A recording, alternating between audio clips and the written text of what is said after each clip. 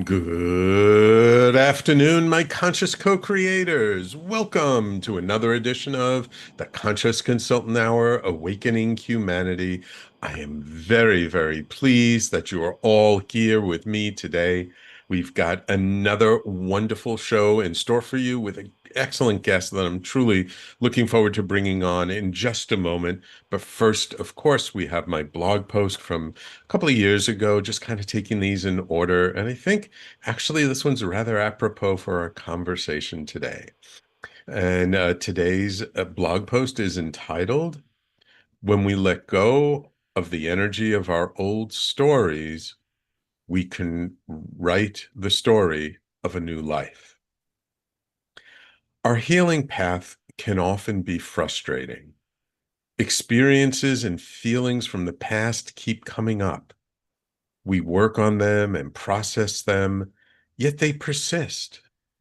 It can be confusing and depressing to keep doing our work, for it can feel like no matter how much we do, we are still dealing with the same issues. Those formative experiences we had as children keep coming back up. The pain, the trauma, the guilt, the shame. It all seems to never go away.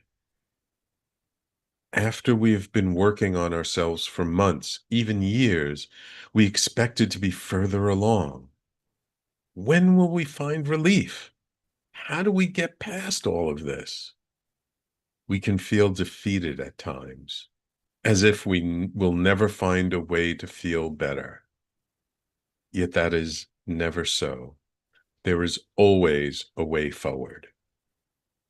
And it is helpful to remember that healing is a journey and not a destination. That every day we continue to do our work, we are actually getting better. We just may not feel it at the time for the reason that we continue to, for the reason that we continue to deal with the same issue is often that we are holding on to the energy of that situation. We continue to feel angry, judged, shamed, belittled, even though those situations are long gone. It is our own resistance that keeps those energies alive within us.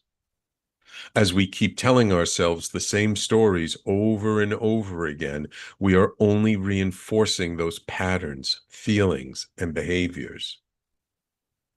To move past those feelings, we must make a conscious effort to let go of those energies and change the stories we have been living into all these years. When we stop seeing ourselves as a victim of our history and learn to rewrite the tales we tell ourselves, we find a new freedom. Embracing the power of being the creators we truly are is the only way to change how we feel. It is the path forward to a new life. In the beginning, we might not feel the new story we tell ourselves. The new story might not feel true to us. Keep telling it anyway. The more we tell it, the more we embrace the new stories we tell, the more they will feel real. And once we cross that threshold and start truly feeling that the new stories are real, then we will feel different. Then we will live a different life. All those years of working on ourselves start to pay off. Even without thinking about it, we are feeling better. It does not happen overnight, yet it does happen. Stay on the path and you will get there, and it will all be worth it. So I wrote this blog post, I think more for myself than for anybody else, because it really, I've been doing spiritual and personal work for decades now. And, and and I find even myself, it can feel really frustrating that the stories, the situations that I remember, working on, 12, 15 years ago, 20 years ago, that still they keep coming up. Like there's still some energy I'm holding on to.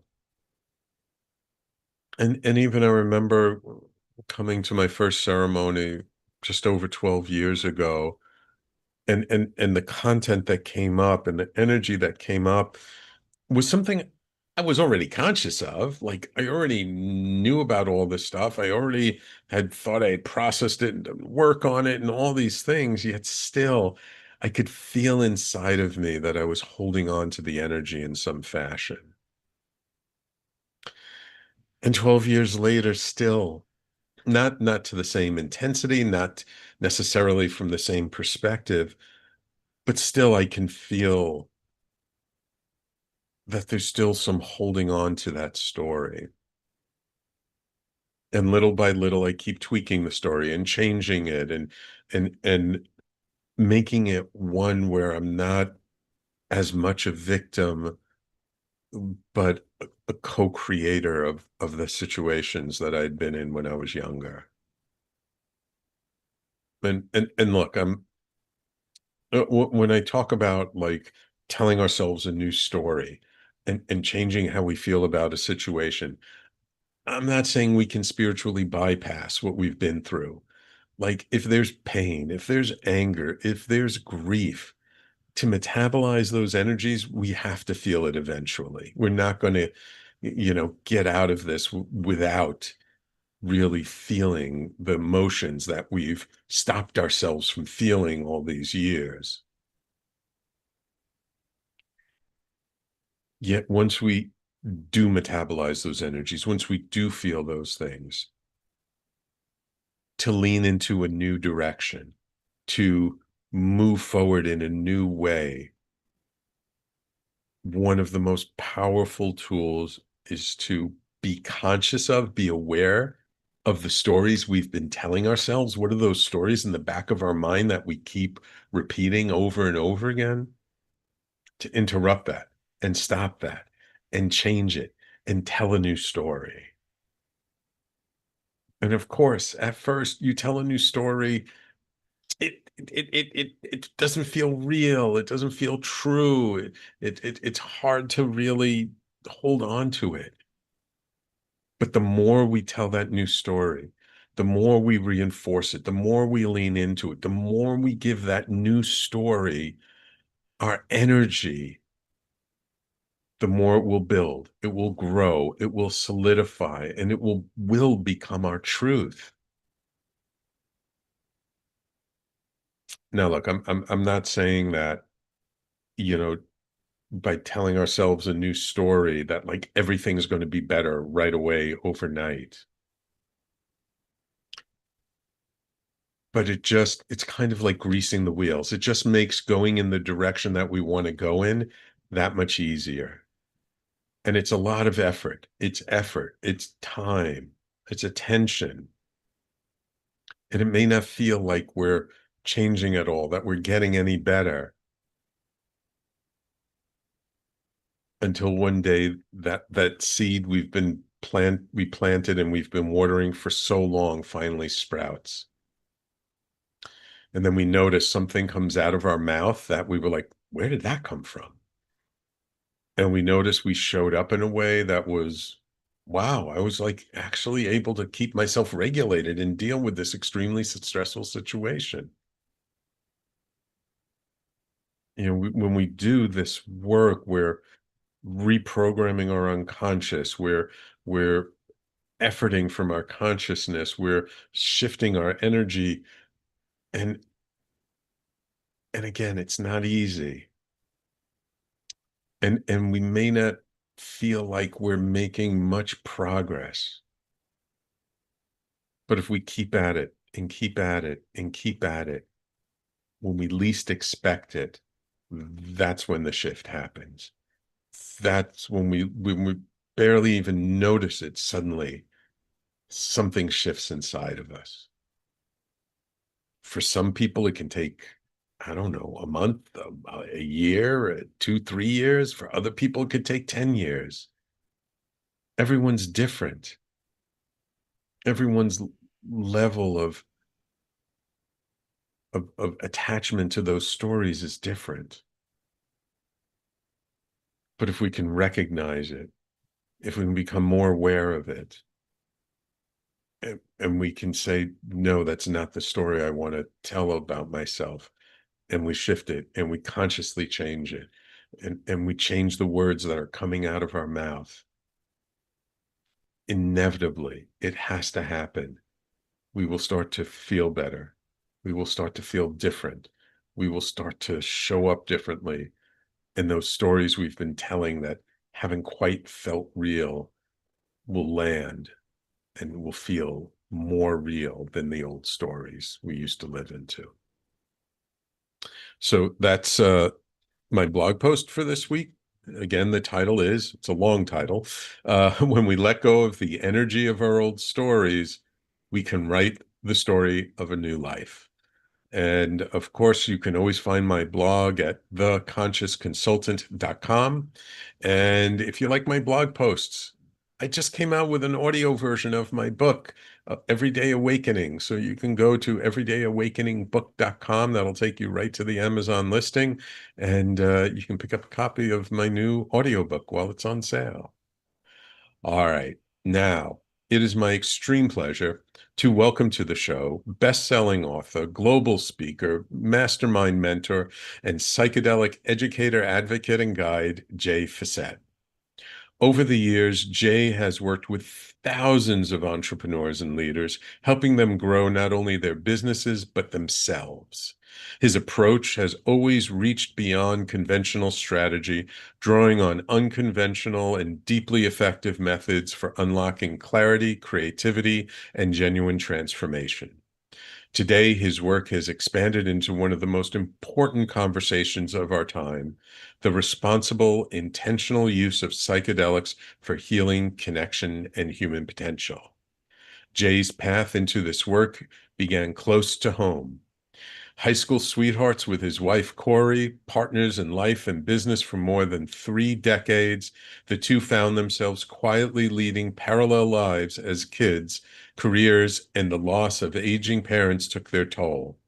Just before their 25th wedding anniversary, they were not sure their marriage would survive. A single powerful MDMA journey became an unexpected doorway into reinvention, renewal, and the deepest love of their lives.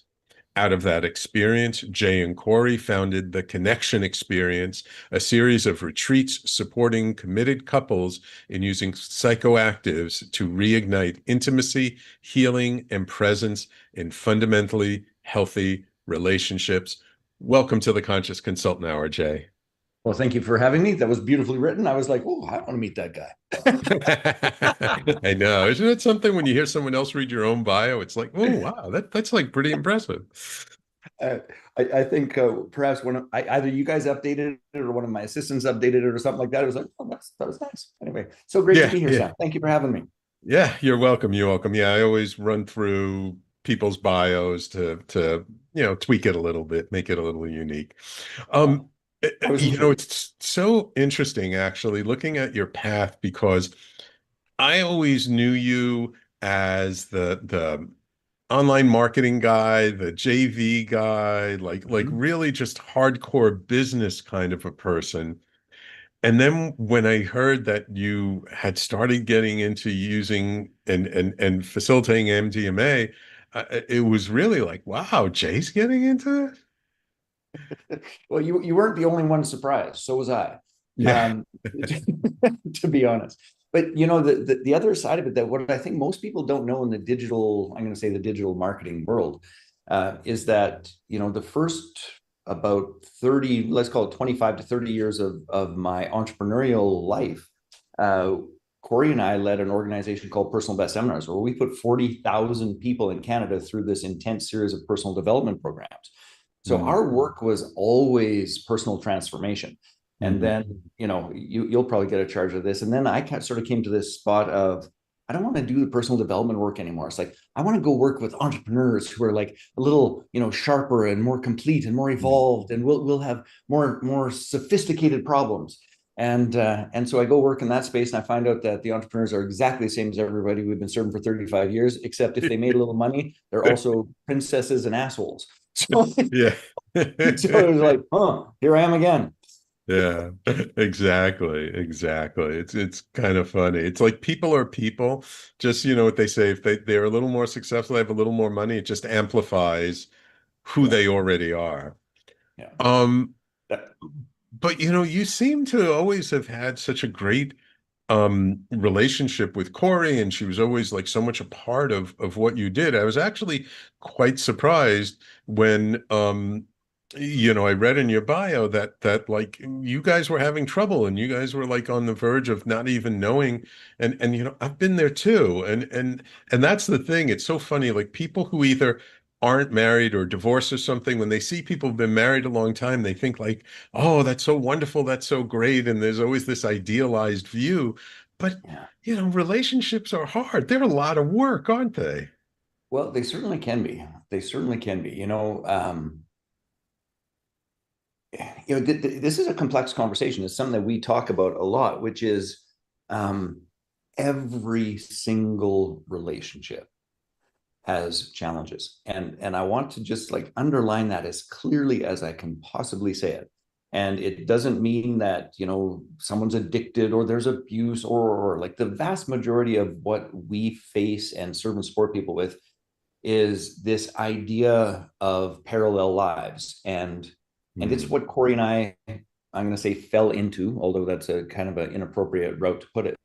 um, but I'll share a couple of sort of prefaces that I hope people listening can resonate with, which is this: our world in North America, and our lifestyle in North America, and the economy in North America requires too much of us. Hmm.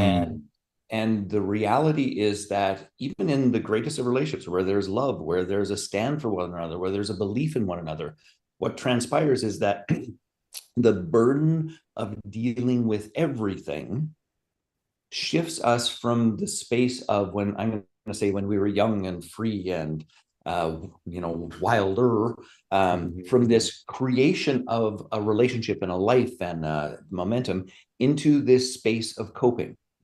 Hmm. And I want to just really emphasize for a moment or two, like, if you're listening and it's like you're making excuses for all of the shit that you're doing and that is going to be okay, you're already deep in coping. We Hmm. don't start justifying our coping until the coping's frankly quite bothering us. Hmm. So what happened for us, in no uncertain terms, was we were running a couple of businesses. We had adopted our first son, Wyatt. We adopted our second son, Jackson. Those two were fire and fire and water. They did not get along. And then Cory's dad passed away, Oh. and her mom slipped into Alzheimer's, and Cory was doing primary care. Hmm. And all of that occurred while I sold a business that I financed, and the woman stopped paying, and I had to take it back. So we had all of these pieces that were like, any one or two of them would have stretched us. Yeah. But we sat down and counted afterwards, and we had a little perspective. So we were dealing with like 8 or 9. We moved into a big Wow. stupid house that, because of the sale, and then all of a sudden that wasn't being paid for, and then we couldn't afford the house. Like, it was just like, it was a lot. Cory slipped into depression that was never diagnosed, but quite clearly in hindsight, that is what was going on. And I'll put in full air quotes, which I'm not, we tried to do everything we knew how to do. And it all helped for a couple of months.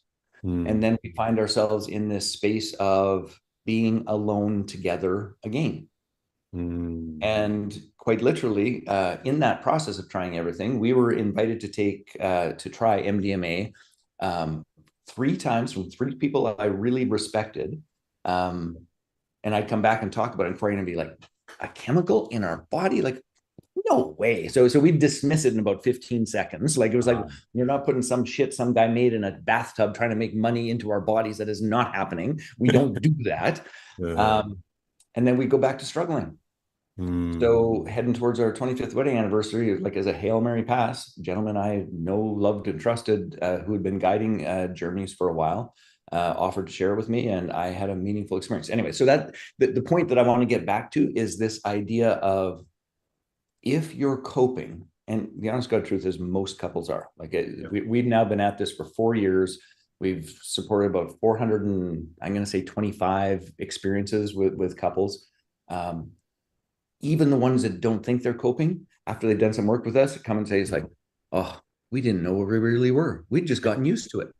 Yeah. Anyway, so that's how we got there. And thank goodness for the intervention of blessed psychedelics for us to see ourselves more accurately and more truly. Yeah. You know what I love about that story is, because it's similar to mine, is that like the first reaction was no, no, no, no. Right?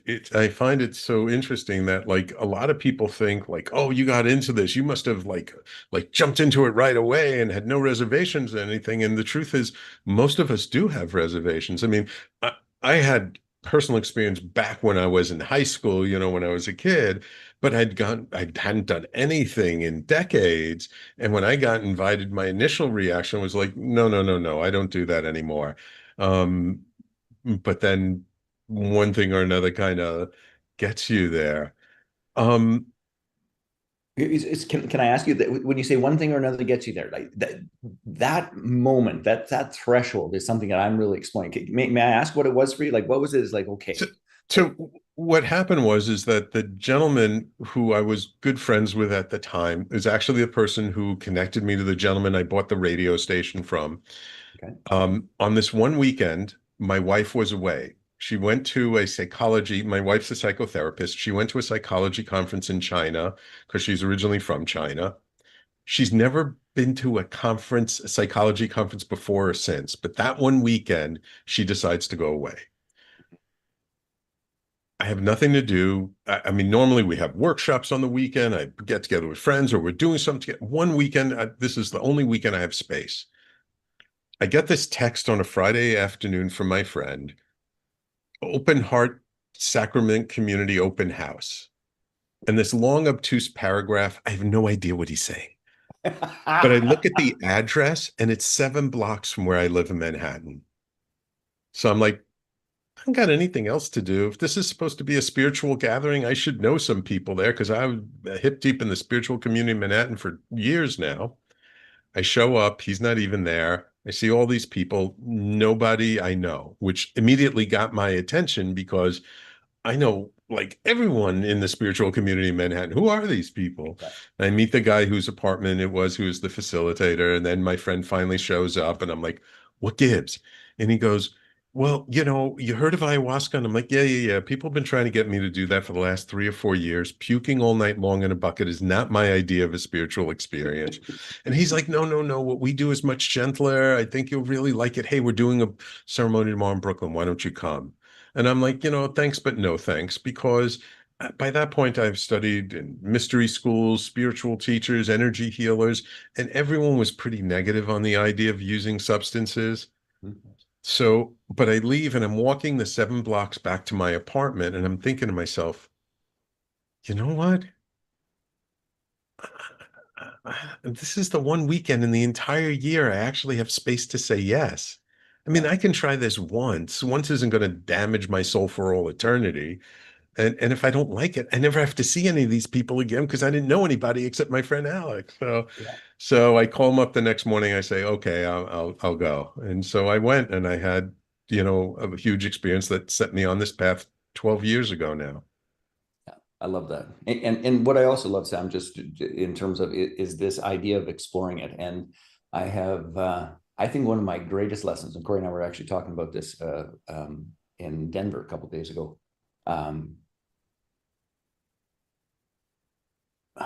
there's a lot of words that I'm just going to summarize. It's like, through the personal development work that I did for so many years, I got very handy and talented and skilled at utilizing a particular frame of reference for my life, for my world, and for how things are going to go.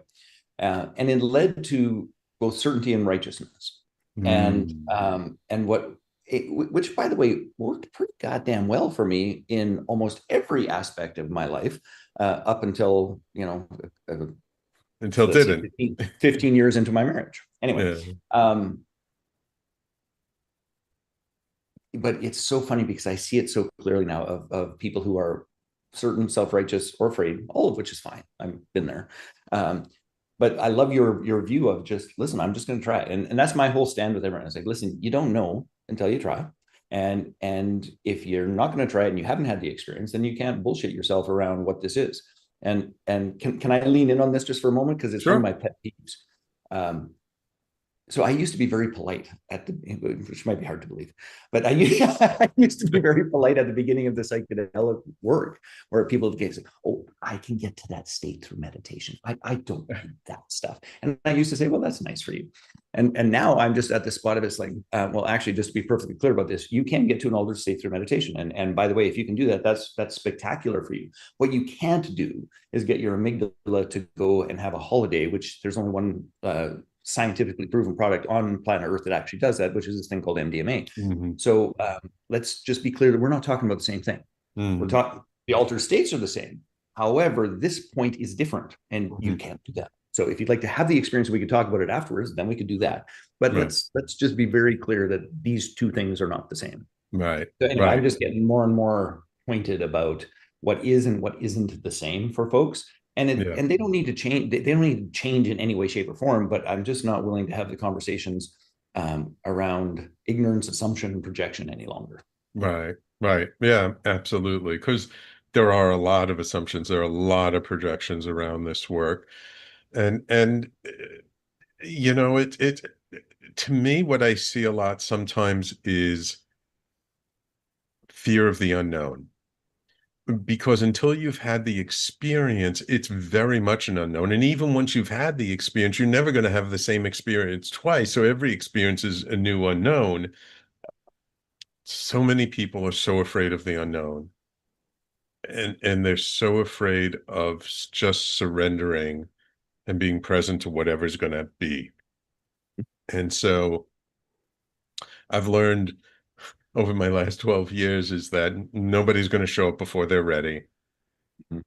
If it's not their time, it's not their time. And if it is their time, wild horses are not going to be able to keep them away. Yeah, love that. Yeah. Um,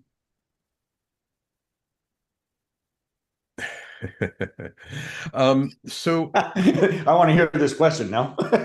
yeah. Let's handle this question when we come back from break, because we're going to go to break in just a minute. But before we go to break, I just wanted to ask you one question. Mm-hmm. So there's a big difference between just trying and engaging in something like MDMA Mm-hmm. and then becoming a real advocate for it, offering it to people and stuff. What was it that got you to sort of tip over the edge and say, wow, not only is this help to me, but like I got to share this with everyone? Yeah, that's a great question. How long do we have to answer this question? It's okay. Oh, The breaks are flexible. malleable. Okay. Well, quite honestly, if you had told me 5 years ago that we'd be doing this professionally, I would have said you fell and hit your head, and that's too bad for you. Like it was not on our radar in any way, shape, or form. So what transpired for us was I go and have that transformational experience. It's very clear to me about what is necessary. It was like and I know you're in New York. It was like a Broadway spotlight shone upon me, my life, and the wall that had been built between Cory and I. And every brick of that wall had a little excuse on it. It's like, well, Mm, sex always dies after 20 years. mm, I said I do, and therefore I'm stuck forever. mm, It's all right if you're not happy. Most people aren't happy. All these justifications about the shit show that we had developed. mm, And it was just perfectly clear. I got three messages, well, actually four messages, one message and three to-dos mm, on that journey. And message one was, this is about taking care of yourself and living your life. So that was message one. And then the three to-dos was lose weight, fix my teeth, grow my hair, all self-care things I'd let fall away as we've been leading parallel lives and I've been taking care of everything else. And that's your task. Now, there was no question about it. It was cellular certainty is the best way I could describe it. So came home a couple of days later, have the conversation with Cory and say, listen, this is what's going to happen. And for the first time in our negotiation of trying to figure our stuff out, this isn't a you'll do this and I'll do this and then we'll do this. And then you'll do this and I'll do this and we'll do this. This was, I'm doing this. I love you and I'd love for you to come along. And I expect that you can't, given how much we've been struggling and trying. And you know what? It's okay. You don't need to do a damn thing. And I do. And that's what's going to happen. So we have that sort of talk. That was like March 3rd or 4th of 2020. And of course, the world shuts down March 13th of 2020. And at the time, we're actually both pretty happy. It's like, well, the good news is we got a couple of weeks to talk about this. That couple of weeks turned into a couple of years, which was beautiful, by the way, because we spoke for thousands of hours with the assistance of, at that stage again, it was only mushrooms, mushrooms at the beginning, a little bit of cannabis, like so. I think about a year later, we got our hands on LSD, and it wasn't MDMA for a while. Anyway, so we were experimenting, just trying to drop the barriers to have meaningful conversations. And then we created this thing that we called our ritual adventures, which was every 6 weeks, we would go through this process of intentional connection, 5-day lead up, a night at a hotel, 5-day integration process that we lived quite literally for 2 years. Now, in that time frame, together, we lose 60 pounds, we transform our sex life, we become better parents, we're having more fun, we have the experience of being the most loved and loving of our entire lives. And occasionally, of course, it's COVID and all that shit. So we're posting some stuff on Facebook and people see us because there's about 40,000 people in our world that know who we are based on the other work.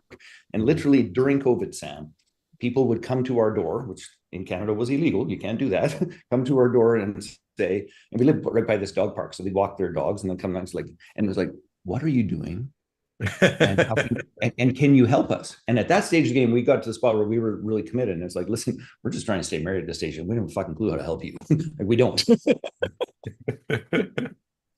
So that happened for a long while. And then, of course, as we were getting more solid and stronger, it was like we'd be on a journey. And it's like, what this couple that we love, what about them? Like, wouldn't this make a difference for them?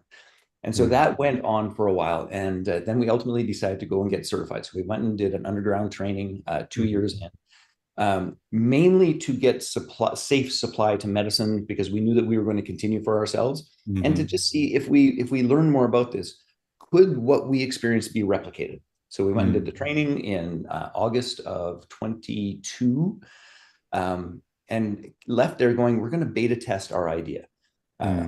And that beta test has turned into an entire business that certifies guides, that we do a bunch of couples work, we do a bunch of individual work, we serve a variety of different medicines based upon intention and support.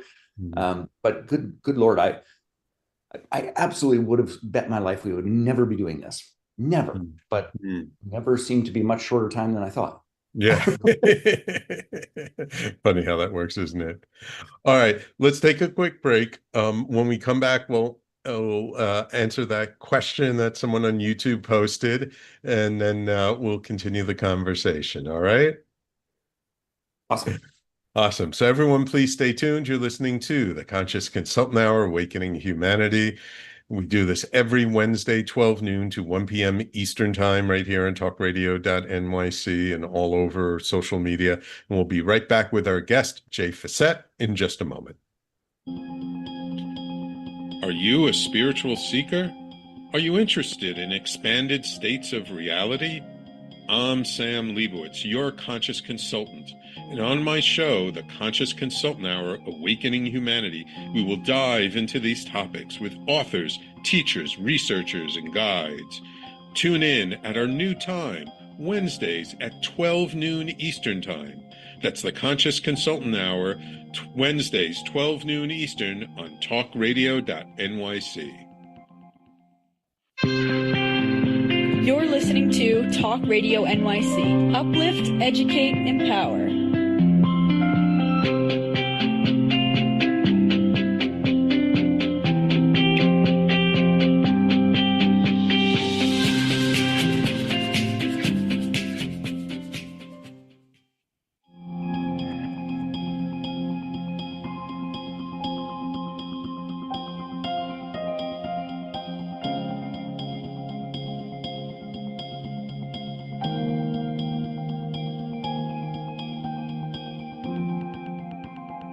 And welcome back to the Conscious Consultant Hour, Awakening Humanity. Um, so we got a question on YouTube from Create 901 dash something, who said, "Do you guys do psychedelics? I want to try DMT." Well, the title of this episode is Myths and Magic of the Psychedelic Revolution. So yes, we are talking about psychedelics. And and but MDMA, see, we're talking a lot about MDMA, and technically MDMA is an entactogen, which falls under psychedelics, but it's not the traditional. Psychedelics, my understanding is the traditional psychedelics, things like LSD, ayahuasca, DMT, various forms of DMT. They're very visual. They're very um, uh, not just mind altering, but they're very much a visual and ecstatic and an energetic state.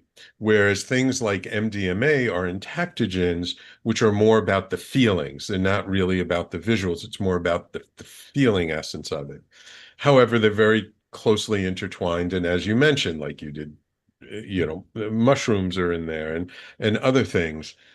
Um, I'm curious about what kind of reaction you initially got from people when you started offering this, because it was something, I mean, I guess not necessarily, but kind of different from what people had known you from before. So when people started to find out that you were offering this and doing this, like, were people supportive? Were they shocked? Were they upset? I'm just curious with someone in your kind of position when you made that transition, what it was like.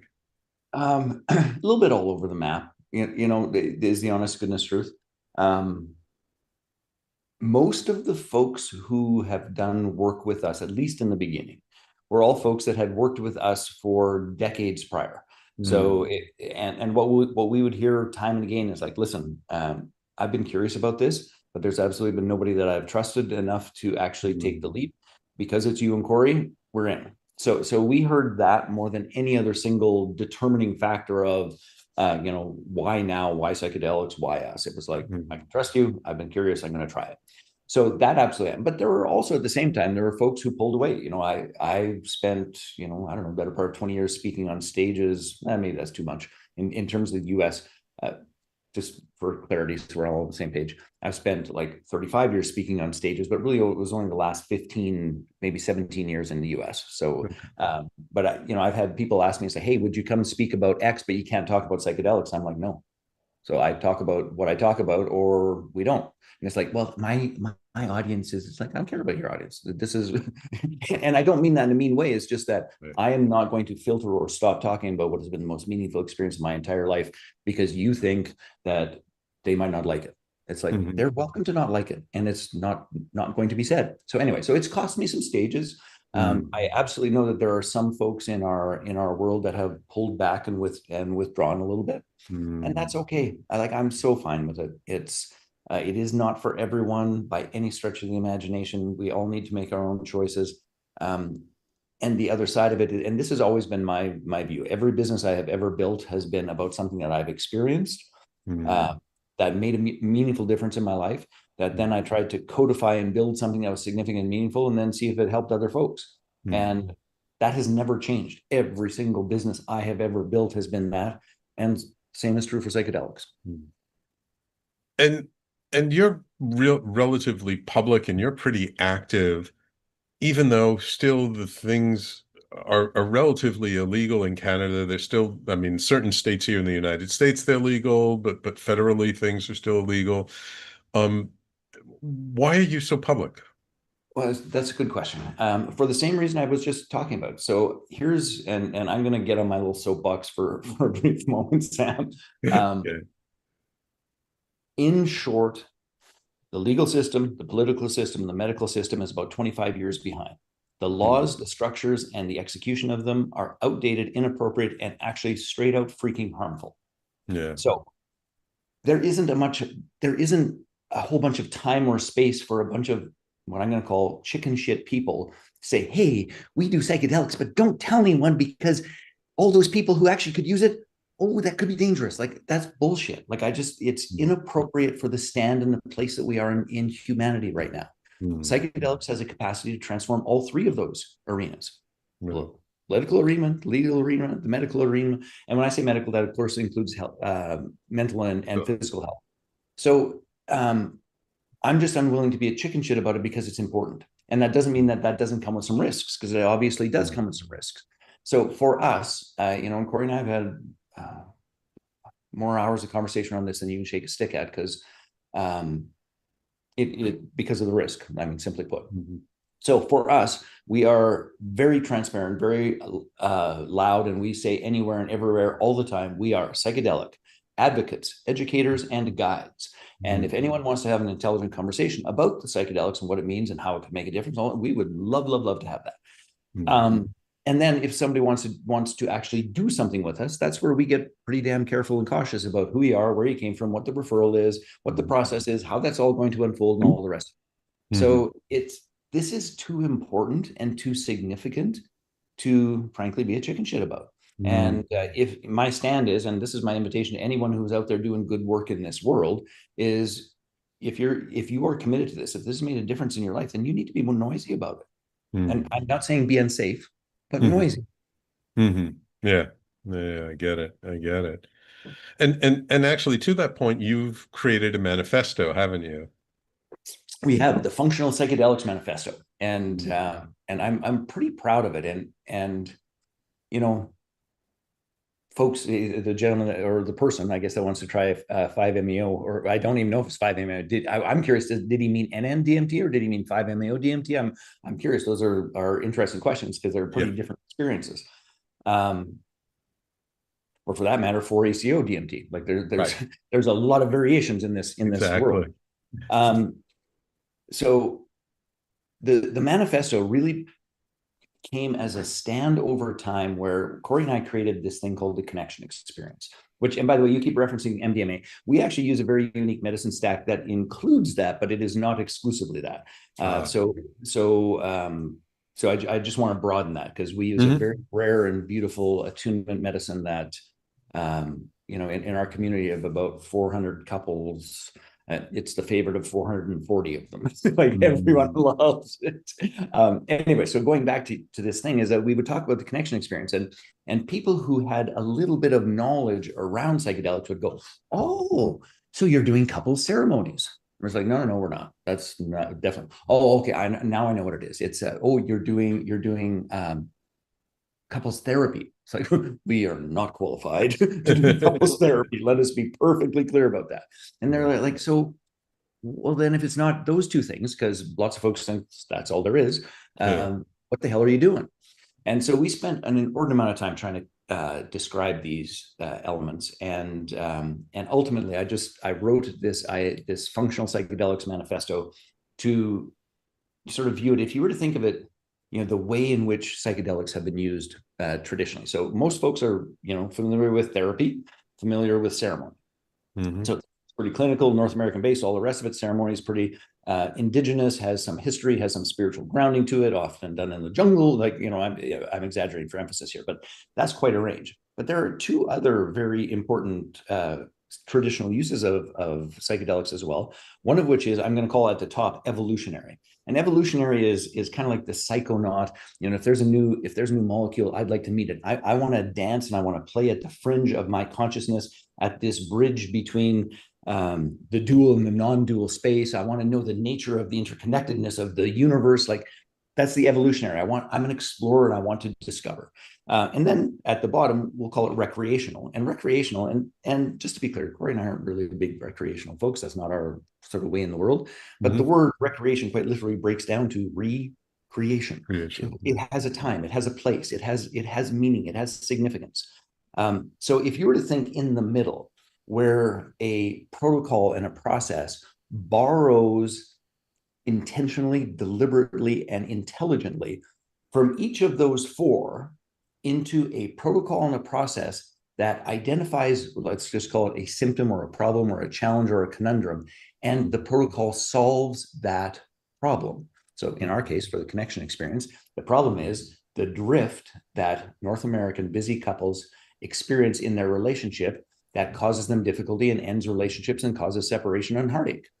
So our protocol borrows from all four of those pieces. It's a functional psychedelics protocol, and it stops the drift and moves them together because they get to see one another as their true selves and heal in the presence of the person that loves them most in the universe and that they love most in the universe.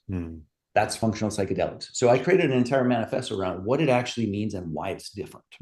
Yeah, I just wanted to dig in on the term a little bit. What do you mean by functional psychedelics? Like, I get that the protocol, but what do you mean by functional?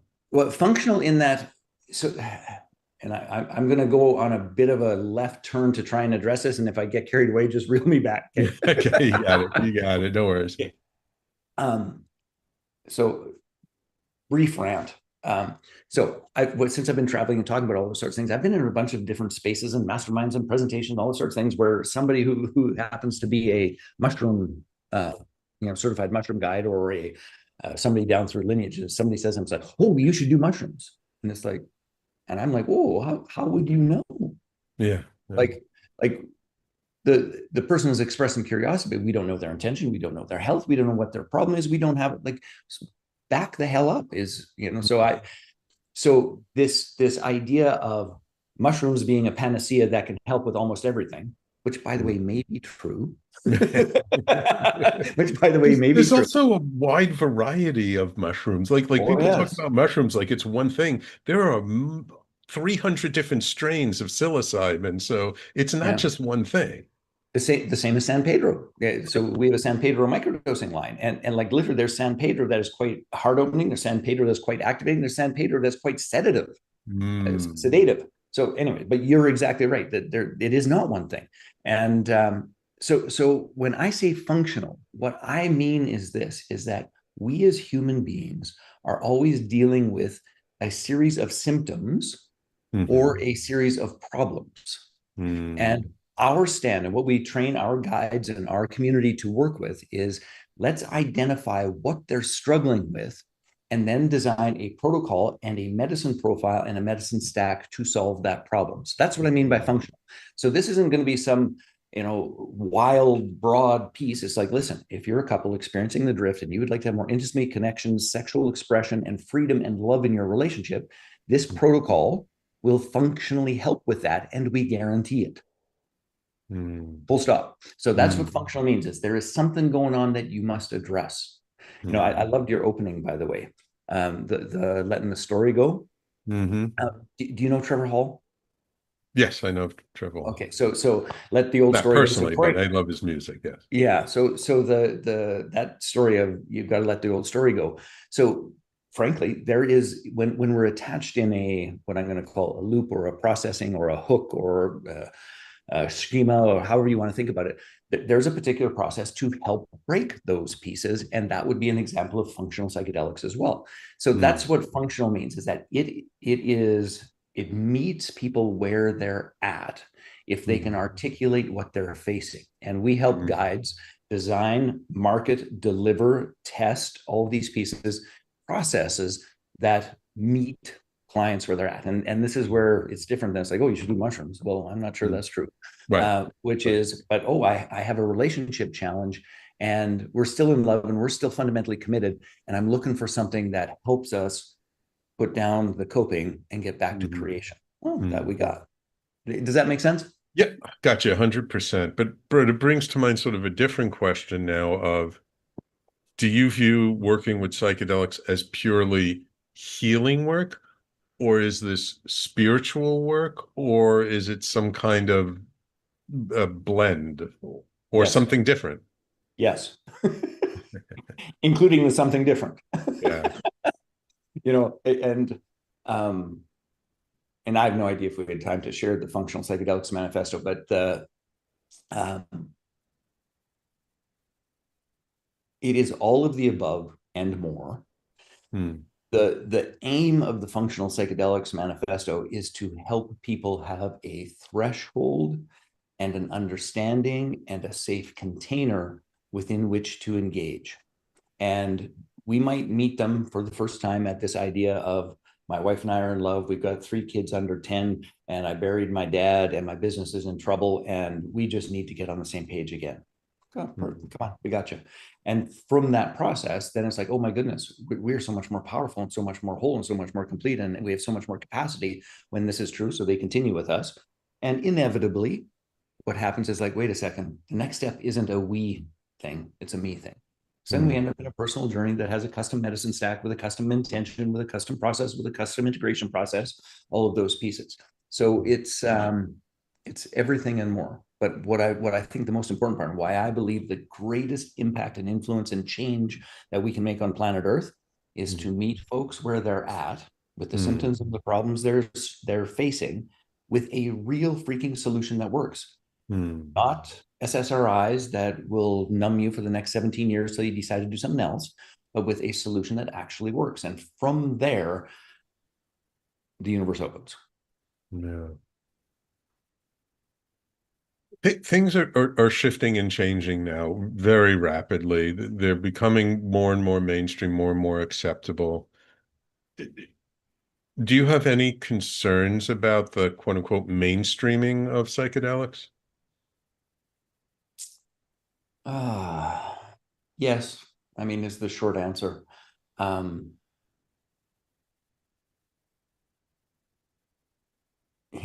just tell you a brief story because it's funny and makes us look stupid. When Cory and I decided to go get certified, our ignorance was epic. And it's the same old of we don't know what we don't know.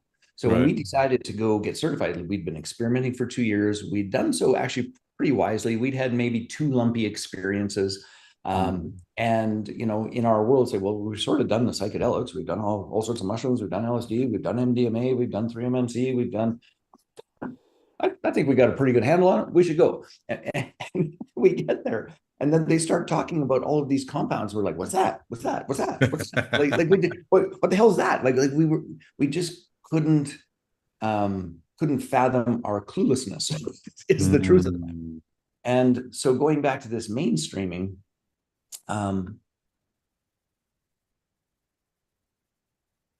folks underestimate the power, and this, by the way, was us. So I'm not trying to make you wrong or be all judgmental and those sorts of things. Folks underestimate the power, the strength, the possibility, and the difficulty that can unfold with the use of psychedelics, which is why education, support, guides, container, set and setting, all those things are just so important. And as things mainstream and as AI tells you, you'll be fine, it has danger. And can I add one other thing? Or like, so you were talking about the distinction between pathogens and antagogens. So here's how we think about this. 3 different categories generally, and this is painted with a broad brush, but the classics, exactly as you said. So that's LSD, psilocybin, mescaline, peyote, ayahuasca. Those all primarily are classics, and they are non-specific amplifiers. So whatever's going on physically, mentally, emotionally, spiritually, that is happening can and will get magnified. And sometimes that's humor and fun, and sometimes that is horror and trauma, and both happen. And if you ever heard somebody say they had a bad trip, it's almost exclusively in the domain of classics. You know, this prevalence of like, just don't play with those things, like get support. And then we call them empathogens and entactogens, just because of the feelings and the touch and all sorts of things. And that's MDMA, MDA, 2CB, 2-MMC, 3-MMC, 4-MMC, sassafras, all of those work primarily on releasing serotonin, dopamine, and norepinephrine in different ways and varieties, and it leads to heart opening, amygdala taking a bit of a vacation, presencing in the body. You're frankly more you're not going off on a hallucinogenic adventure. You're sort of more here. But the dangers are, if the amygdala goes offline, trauma and repression and those sorts of things that have gone on for literally everyone in our world can present themselves, which is why, again, you also need some support there. And then the third part are dissociatives. So think salvia divinorum, nitrous oxide, ketamine, all those sorts of things, 5-MeO, depending on dose, they take you away. So calling all of those things psychedelics is a little bit nutty. Right. Right, right, right. Yeah, the way I've been trained is to think of it in terms of heart, body, mind, and spirit. Hmm? So there are some that cross over, and some of the classics most of them are spirit, but they can also be mind, they can also be heart, they can also be body. But I find that a useful way for me to think about it, just because it also appeals to my sort of Western mystical training of earth, air, fire, and water, and the four archetypal elements, and all of that. We just got a couple of minutes left. For somebody who's like listening to this, and maybe they've been curious, and maybe there's something's been said in this conversation that's got them to be like, you know what, I think I'm ready to try. I think I might do something. What would be your word of advice to them? Oh, that's a great question. I think get clear about what you want to either experience, release, accept, create. So get clear about why you're doing it. That is step one. Uh, I'm, and by the way, this can be depending on your consciousness. To experiment with yourself is also a reasonable intention. It's not as deep as what I generally like, but we can play with that too. So that's on the table. But then after that, it is to find a guide who you trust. Yeah, And just because they like, we actually have a guide where like a guide about how to choose a guide. And the thing that I want people to understand is that you are trusting this person with your body, with your mind, and with your soul. yeah, And in those altered states, your safety is paramount. And yeah. straight up, this space attracts a bunch of wackadoodles. Yep. This space attracts a bunch of predators. Hmm.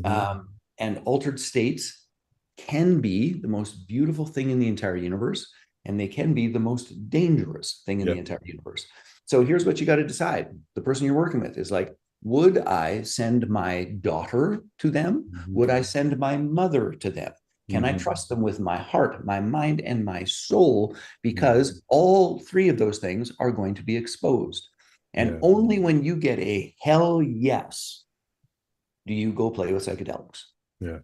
Beautifully said. Thank you so much, Jay. That was great. Unfortunately, we're going to have to leave it there. If people want to reach out to you, learn more about you, learn about your connection experience, where would they go? How do they find you? So the easiest is probably the connection experience.love. The connection experience.love. And there's also our brand new brand, which is Syndeo, which stands for connect, syndeonow.com. And we're just in the middle of getting that whole sort of umbrella brand, which is connect, igniting human connection within, between, and beyond is our catchphrase. And we'd love to support and help you make a decision about who's right. And we, honest to goodness, don't care if it's us. But we'll equip you to make a decision that you go, this is it. Ta-da. That's who we want you to work with. Beautiful. And how do you spell that, Syndeo? SYNDEO Beautiful, beautiful. Jay, thank you so much for taking time out of your schedule to come on my show today. It's a pleasure reconnecting with you and having a truly balanced conversation around all of this. Very cool. Thank you for having me. Uh, I deeply appreciate it, Sam.